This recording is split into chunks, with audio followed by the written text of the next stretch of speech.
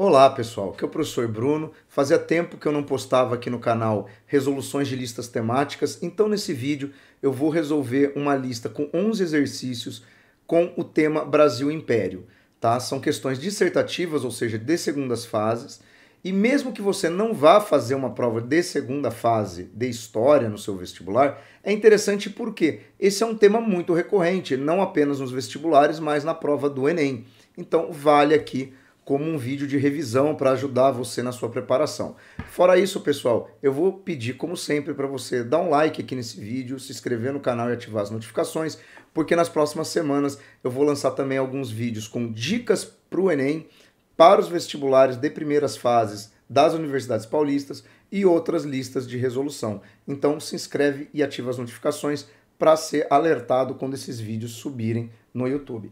E vamos pegar a lista, né? O link para ela tá aqui na descrição do vídeo, como sempre. Vamos lá para o primeiro exercício, que é um exercício da Estadual do Rio de Janeiro, né? A UERJ, uma questão de 2008, tá? E vamos só colocar aqui a minha câmera aqui para cima para facilitar a leitura. Possa este para sempre memorável dia ser celebrado como universal júbilo por toda a América Portuguesa, por uma dilatada série de séculos, como aquele em que começou a raiar a aurora da felicidade, prosperidade e grandeza, a que algum dia o Brasil se há de elevar, sendo governado de perto por seu soberano. Sim, nós já começamos a sentir os saudáveis efeitos da paternal presença de tão ótimo príncipe, que nos deu as mais evidentes provas que muito alentam as nossas esperanças de que viera ao Brasil criar um grande império.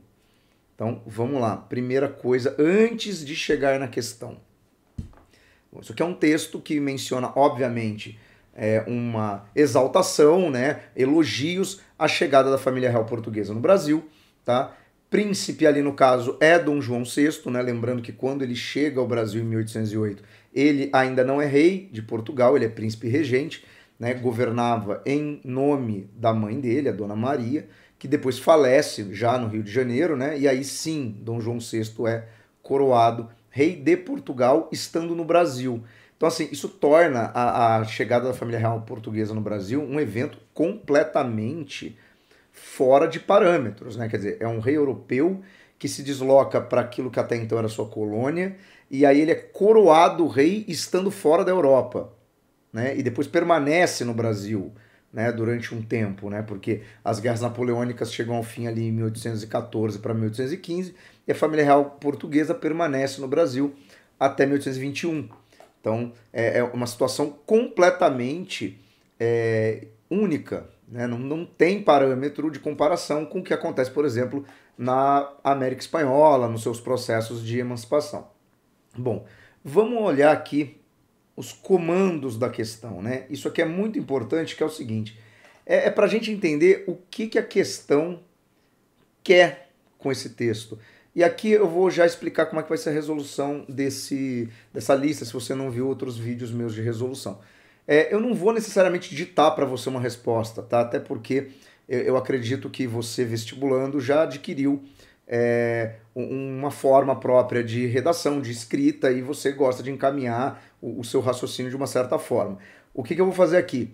Apontar como atender as demandas dessas questões, desses comandos, tá? Então, olha só a questão da UERJ. O texto acima revela o entusiasmo e as esperanças daqueles que assistiram à chegada da família real portuguesa ao Brasil.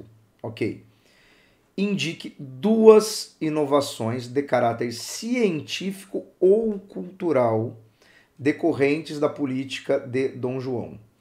Identifique também uma mudança política ou econômica observada durante a permanência da corte e sua respectiva consequência para o Brasil. Bom, vamos lá. Peculiaridade aqui da questão. Não tem item A e B, mas ela tem duas partes. Então, vamos responder uma parte e a outra. E aí também, na hora de você pensar na sua resposta na prova, pessoal, tenta ter essa organização, tá? Eu sei que às vezes a gente tem, eu consigo fazer um texto de batidão, já responder tudo. Eu sei, galera, mas é aquilo. Exige uma certa normatização, né? Exige-se ali uma certa formatação. É mais fácil você seguir na sequência e direitinho os comandos da questão. Não estou dizendo que você não possa fazer de outro jeito, mas é por uma questão de segurança, pensando que no dia da prova você vai estar cansado, muito provavelmente quando você se deparar com uma questão, né? Tem a pressão do vestibular, então assim, vamos tentar fazer a coisa que cumpra a questão, mas que seja também de uma forma segura, tá? Então vamos lá. 2 inovações de caráter científico ou cultural. Bom, podem ser, né? Uma ou outra, mas assim, científico ou cultural, aqui foi colocado para dar a entender assim, olha, é a mesma coisa. Por exemplo, você pode mencionar a fundação da Escola de Cirurgia de Salvador, que é a nossa primeira, entre aspas, faculdade, universidade, né? Era uma escola de cirurgia, ou seja, era um curso de medicina, né? Que hoje pertence à Federal da Bahia. Talvez você que esteja vendo esse vídeo aqui, inclusive, pretenda, né, entrar na Faculdade de Medicina da Federal da Bahia. Então fique já sabendo, né, que é a escola mais antiga do Brasil. Tá respondido. Um elemento. Segundo elemento, a gente pode falar da instalação da Biblioteca Real Portuguesa, no Rio de Janeiro, que inclusive permanece aqui e virou a Biblioteca Nacional, né? No dia que você for ao Rio de Janeiro, inclusive, é muito interessante fazer a visitação ali ao Centro Histórico, está lá a biblioteca. Já demos 2. Ah, mas não lembrei dessas. Tudo bem, você pode falar, por exemplo, da Fundação do Jardim Botânico, do Rio de Janeiro, que cumpria também um papel de ser um lugar de estudo da botânica. Então, cumpre-se aí. Tá? Então, imprensa régia começou a cuidar das publicações de jornais, livros, documentos, né, artigos no Brasil. Tudo bem que era um órgão de imprensa controlado pela família real, logo há um óbvio aspecto de censura, né? Você, por exemplo, não poderia falar mal da família real, né, publicar certos textos, mas tá aí, pega 2 dessa. Então nós temos a Escola de Cirurgia, a Biblioteca da Coroa Portuguesa, o Jardim Botânico e a imprensa régia. Pronto, era para colocar 2. Muito simples até, né? Óbvio, você pode não lembrar, mas não exigia um desenvolvimento. Era simplesmente para você indicar. Depois, indique também uma mudança política ou econômica, e aí sim, sua consequência, tem que ter um desdobramento. Bom, mudança política, eu imagino que a primeira que viria à cabeça de vocês é, obviamente, a transferência da corte de Portugal para o Brasil, ou seja, o Brasil deixar de ser colônia e passar a ser a sede do governo português. E isso vai criar, por exemplo, toda a estrutura de Estado, que depois será herdado pelo primeiro reinado, e você rompe aquele vínculo, né, aquela relação clássica de metrópole e colônia. Ok, respondido. Ah, mas eu preferia falar outra. Podemos falar de outra coisa. Podemos falar, por exemplo, que em 1815 o Brasil foi elevado à categoria de Reino Unido, deixando oficialmente de ser colônia. Ou seja, o Brasil vira um reino, passa a ter um trono, né? Óbvio que ocupado ainda simultaneamente, né, pelo rei de Portugal, mas já é um passo rumo à emancipação. Ah, mas eu não quero falar de uma questão política. Pode falar de uma questão econômica, de uma. Então você pode falar também, acho que a maioria dos que fizeram a questão foram nessa linha, da abertura dos portos em 1808. Por quê? Porque quebra-se o vínculo da exclusividade de comércio com Portugal, abre-se a possibilidade para um domínio inglês no comércio brasileiro, quer dizer, novas oportunidades de negócio, de vínculos, cria-se ali uma barreira, por exemplo, aquilo que a gente chamava de pacto colonial, porque agora não tem, você tem outras relações, podia falar disso. Então, de novo, quando você for fazer uma questão desse tipo, que pede 1, 2, faz o seguinte, galera, ali no rascunho da prova, porque tem um lugar de rascunho, coloca as ideias. E aí, a dica óbvia, na hora da resposta, responda usando aquele elemento que preenche a questão, mas que você se sente mais seguro a respeito, tá? E aí, a forma como você vai escrever isso, aí fica a seu critério, aí é muito pessoal mesmo. Beleza? Então, primeira questão resolvida, questão até bem simples, né? Não exigia grandes reflexões, grandes elaborações. Bom, vamos aqui à segunda, né? que é uma questão da Federal de Goiás de 2014, uma questão com imagem e de um tema interessantíssimo, né? Porque estamos nos 200 anos da independência do Brasil, né? Então, semana que vem, inclusive, é feriado de 7 de setembro. Nós temos aqui, analise as imagens a seguir. Primeira, Independência ou Morte, né, do Pedro Américo. Óleo sobre tela, pintado em 1888. Faz parte do acervo do Museu do Ipiranga, né, que vai ser reinaugurado, inclusive, no espírito dos 200 anos da independência. E na imagem abaixo, nós temos uma outra pintura que, na verdade, é mais antiga, né? É feita no início do segundo reinado, a do Pedro Américo é do final. Proclamação da Independência, né, de François-René Moureaux. Óleo sobre tela de 1844, faz parte do acervo do Museu Imperial de Petrópolis, Rio de Janeiro. Então, nós temos aí duas telas, uma no Rio e uma em São Paulo, que tem aspectos diferentes e é justamente sobre isso que a questão vai tratar, né? Nós temos lá, as duas pinturas representam a proclamação da independência do Brasil em 1822 e a figura de Dom Pedro I, com base na análise comparativa das imagens. Então, ele pede para você estabelecer uma comparação. Explica as diferenças de sentido nas representações das imagens do príncipe Dom Pedro I, da guarda real e do povo em cada uma das pinturas. Então vamos lá.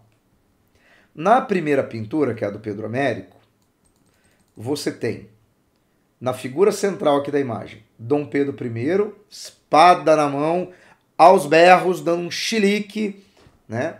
Independência ou morte.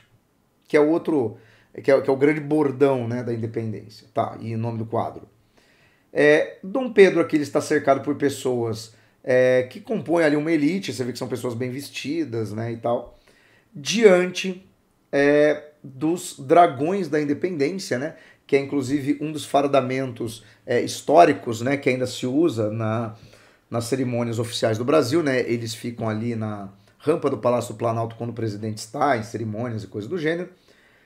E você tem aqui na periferia da imagem, né, o povo. Ou seja, nessa primeira imagem, você tem Dom Pedro proclamando a independência com a participação da guarda, da cavalaria, ou seja, um vínculo entre a elite e a instituição militar. O povo, na pintura do Pedro Américo, aparece alheio à imagem, alheio ao que está acontecendo, ou seja, de forma passiva, né, não entendendo talvez o que está acontecendo. E isso tem um sentido de criar ali, né, uma narrativa heróica, né, do Dom Pedro I, justamente vinculando ele a essa imagem, né, do militar montado, com a espada em riste, né, essa coisa épica da imagem. Então é isso, né? No primeiro tem um vínculo entre ele, a cavalaria e o povo alheio. Vamos olhar na segunda imagem, que tem os mesmos elementos, mas organizados de uma forma completamente diferente. Nós temos Dom Pedro no meio da população, ou seja, aqui a população toma parte do evento. E na verdade nós temos aqui ao fundo, né, os componentes dessa comitiva dele, que seria a cavalaria. Então você tem aqui uma representação diferente. Na primeira, um Dom Pedro mais épico, mais heróico, mais vinculado à instituição militar. Na segunda, um Dom Pedro I mais popular, carismático, bem visto pelo povo. É essa a ideia. Por quê? Você tem nas duas imagens o Dom Pedro, mas com construções simbólicas diferentes. E é isso que pedia. Agora olha o B. Descreva um elemento comum a ambas as pinturas que corrobora uma mesma concepção de história e explique que concepção de história é essa. Então, na primeira questão, no item A, ele pede para você explicar o que há de diferente. No item B, ele pede para você analisar o fio em comum nas duas imagens. E é o quê? É a centralidade da figura de Dom Pedro I no processo de independência. É para criar aquela ideia do pai fundador, né? Porque assim, a independência do Brasil em 1822, ela é um marco de refundação do Brasil, né? Quer dizer, o Brasil ele é descoberto em 1500, mas ele nasce como nação em 1822, isso é muito forte. E quem é o pai desse Brasil independente? É Dom Pedro. Ele é a figura que deve ser exaltada nas duas imagens, embora por abordagens diferentes. Tá? Que concepção de história é essa? Bom, é a ideia, por exemplo, de uma história centrada nas grandes figuras, é uma história positivista, né? É uma história que demanda a figura do herói nacional, né? Desse pai fundador. Então é esse tipo de elo que existe entre as duas imagens, beleza? Então aqui também era para você analisar os elementos da imagem. Uma outra coisa sobre imagens, né? Teremos outras questões com imagem.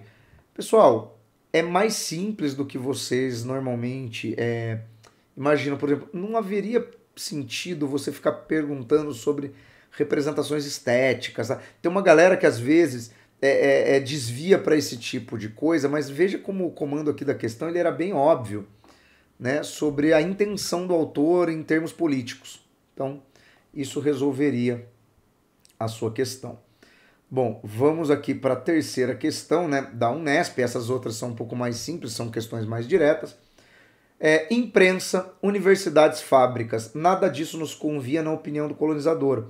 Temiam os portugueses deixar aqui essas novidades e verem, por influência delas, escarpar-lhes das mãos a galinha dos ovos de ouro, que era para eles o Brasil. Tá.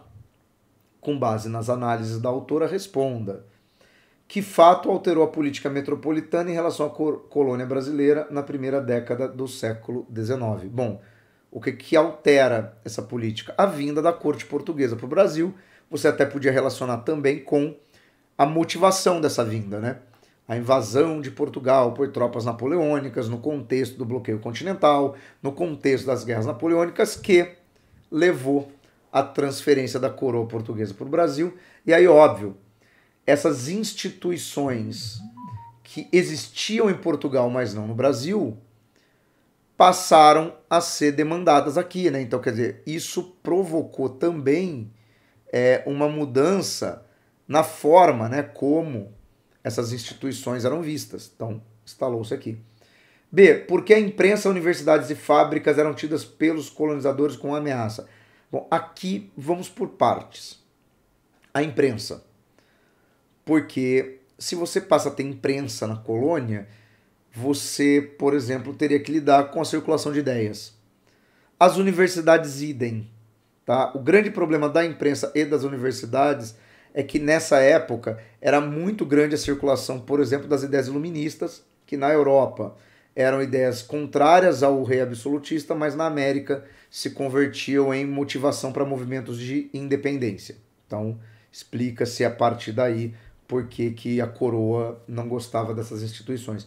E fábricas, por quê?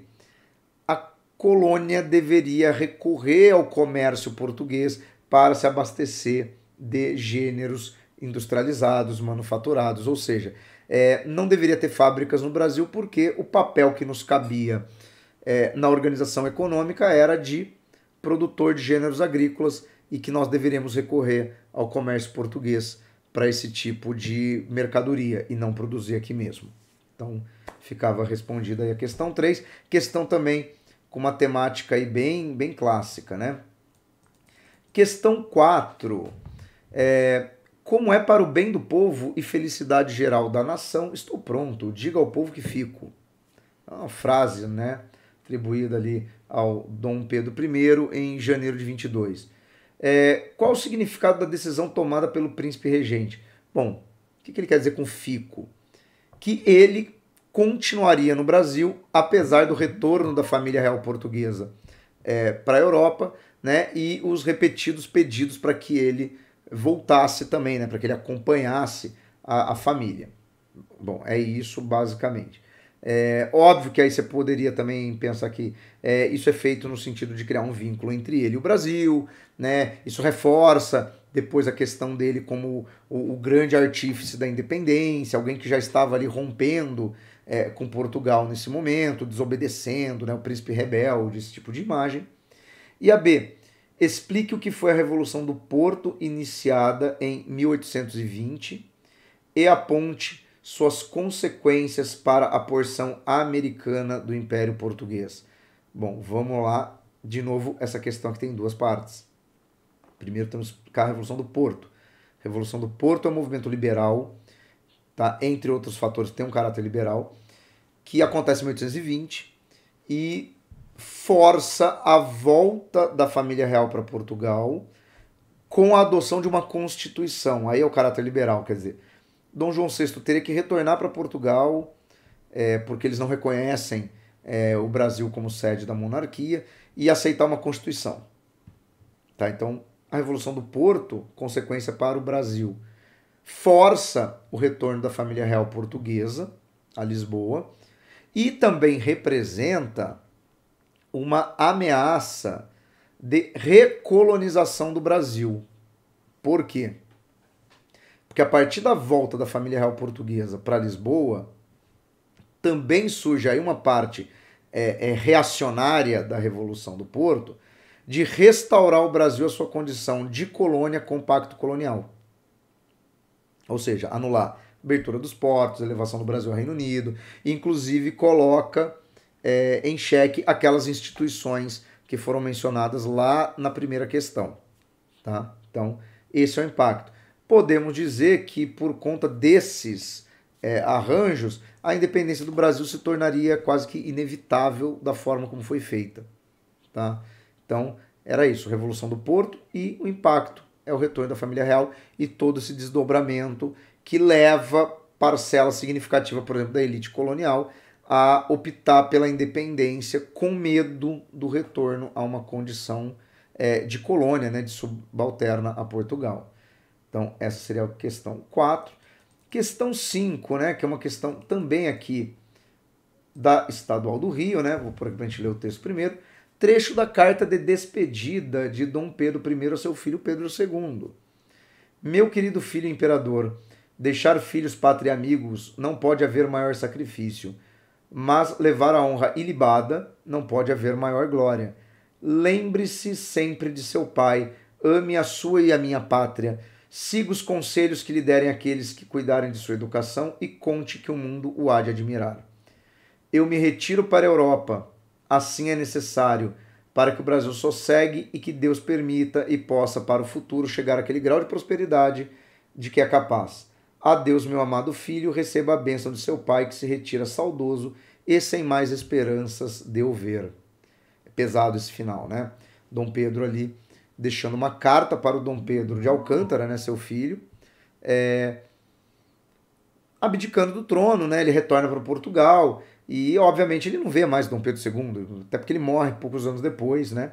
Inclusive, depois de morto, é feito aquele procedimento, né, de colocar o coração do Dom Pedro I num jarro, né, que agora foi trazido para o Brasil, né, parece ali aquele vidro de ovo colorido, né, que tinha em boteco antigo, né, totalmente desnecessário trazer isso para o Brasil, mas é um simbolismo. Inclusive, acho que eu vou fazer um vídeo sobre o simbolismo do coração de Dom Pedro no Brasil, né. Eu vou deixar um link aqui em algum lugar quando esse vídeo entrar no ar. Se você estiver vendo esse vídeo posteriormente, clica lá e ver uma análise disso. Se houver, não prometo nada.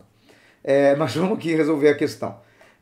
Ainda permanece a imagem de Dom Pedro I como um dos responsáveis pela autonomia política do Brasil. Sim. Contudo, 9 anos após proclamar o 7 de setembro de 1822, o imperador abdicava de seu trono e retornava à Europa. A instabilidade política e econômica foi marca de seu breve reinado. Né, teve revoltas, problemas diversos.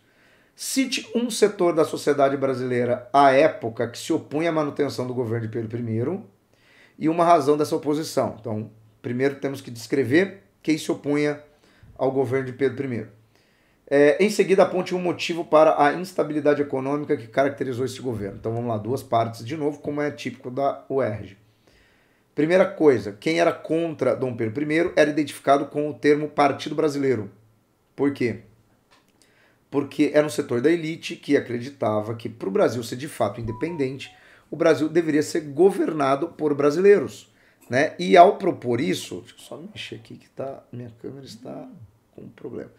Ao propor isso, eles definiam o seguinte, que todos os cargos da hierarquia de governo, e aí acaba respingando na figura do imperador, deveriam ser ocupados por brasileiros natos, e Dom Pedro I era nascido em Portugal. E não só ele era nascido em Portugal, como ele tinha vínculos ainda com a família real, né? Ele era herdeiro do trono português, tá? Essa situação se agravou com a morte do Dom João VI, que deixou o trono português, né, nas mãos do Dom Pedro I. E aí, de novo, fica em xeque essa questão da independência, né? Como é que o cara é imperador do Brasil e rei de Portugal? Então, quer dizer, anulou-se a independência. E aí é nesse contexto que você tem uma forte oposição a ele, né? Aí você tem a Noite das Garrafadas, aí ele abdica do trono português em favor da filha, mas isso segue-se uma série de problemas em Portugal, uma antipatia crescente a ele. Em 31 ele decide que era mais fácil então ele sair do Brasil, assumir o trono em Portugal e deixar o Brasil para o Dom Pedro II, que não tinha vínculos com a hereditariedade do trono português. Isso é importante, ou seja, é uma separação definitiva aqui. Então, esse era o problema, né? Havia um aspecto de nacionalismo nessa crítica a Dom Pedro I, até porque o nosso nacionalismo ele é fundado em torno do antilusitanismo, né? O brasileiro ele funda a ideia de nação na ideia de não ser um português e de se desvincular de Portugal a todo custo. Então, ter um governante que era vinculado assim à coroa portuguesa, obviamente, era problemático. A segunda parte, em seguida aponte o motivo para a instabilidade econômica que caracterizou esse governo. Bom, aí você pode mencionar o fato de ser um país endividado, quer dizer, o Brasil já começa contraindo uma pesada dívida, né, para indenizar a família real portuguesa, e o fato de que ao longo do período do primeiro reinado, nós não temos um ciclo econômico em ascensão. O ciclo da cana-de-açúcar, que era o principal produto de exportação do Brasil, ele está em uma decadência porque o valor da cana-de-açúcar no mercado internacional vem caindo durante o primeiro reinado. Então, quer dizer, é um país endividado e com uma receita que não dá conta de suprir suas necessidades. Então, quer dizer, é um estado em problemas econômicos, tá? Então, era isso aqui na questão 5.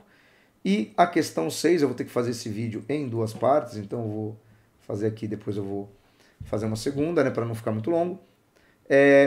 Leia o trecho.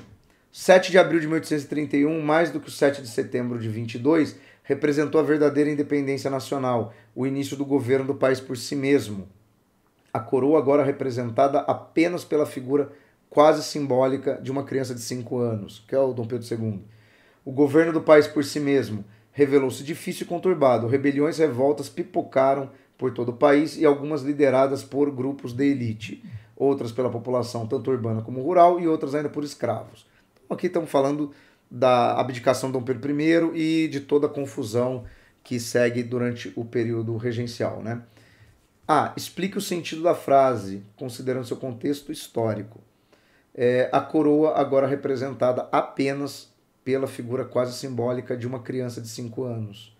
Bom, isso aqui é o que? É a abdicação de Dom Pedro I e que, a partir de 1831, quem representa a coroa do Brasil é o Dom Pedro II, na época uma criança, né? E o período regencial vai durar até 1840, quando ele assume, né? Tem a maioridade antecipada para poder ser coroado imperador. Então, é isso, né? Durante esse período todo, o que simboliza a monarquia é essa criança, né? Essa figura de uma criança. B. Apresente 2 fatores que contribuíram para as conturbações políticas e sociais que levaram às rebeliões e revoltas do período. Vamos lá, razões dessas várias rebeliões, mas é para citar 2. Você pode considerar, primeiro, que haviam tendências separatistas no Brasil desde antes do período da independência. Isso se materializa, por exemplo, na Guerra dos Farrapos, tá? E também na cabanagem no Pará, mas a gente já tinha tido essa questão antes, então é um fator. 2, você podia mencionar a oposição a alguns regentes, tá? Porque alguns regentes eram do Partido Liberal e depois o último, que é o Araújo Lima, é do Partido Conservador, e aí haviam setores da elite que predominavam em certas regiões do Brasil que preferiam uma linha política ou outra, e aí havia uma antipatia com as figuras específicas dos regentes. Você pode considerar também as próprias questões de problemas sociais, né, principalmente nas províncias mais distantes do Rio de Janeiro, né, a cabanagem no Pará e a balaiada no Maranhão tem esse componente. E por último, a gente podia também pensar, né, na questão da própria disputa política entre facções da elite, né? O próprio embate entre liberais e conservadores, em várias situações, a cabanagem é uma delas, vira o fator inicial da rebelião, né? Quer dizer, as disputas políticas pelo poder no contexto da regência também poderiam ser. Mas era para você pegar duas.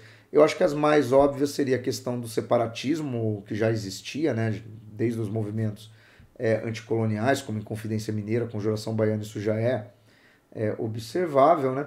E a própria questão dessas disputas políticas entre liberais e conservadores é um fator de instabilidade para esse período.